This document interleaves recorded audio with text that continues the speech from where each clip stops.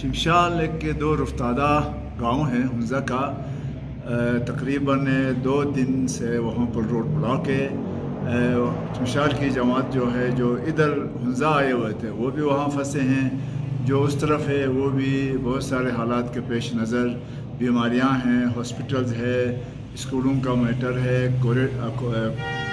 COVID-19 کا مسئلہ ہے، لہٰذا ابھی تک ادھر کی جو ٹیم اس طرف، ادھر کی جو ٹیم اس طرف، تو لہٰذا 2 دن سے وہاں روڈ بلاک ہے۔ نہ گورنمنٹ آف گلگت بلتستان نہ ہنزا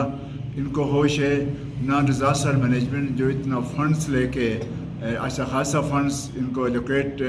گورنمنٹ آف جی بھی نے ایلوکیٹ کیا ہے، وہ بھی نہیں گئے ہیں وہاں پر، اور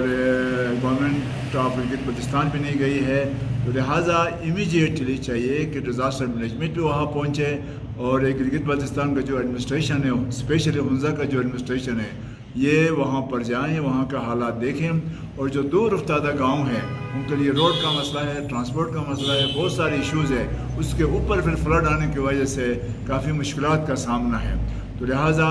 میں یہ ان سب سے ڈیمانڈ کروں گا کہ N D A disaster management والے فوراً وہاں پر جائیں، اور گورنمنٹ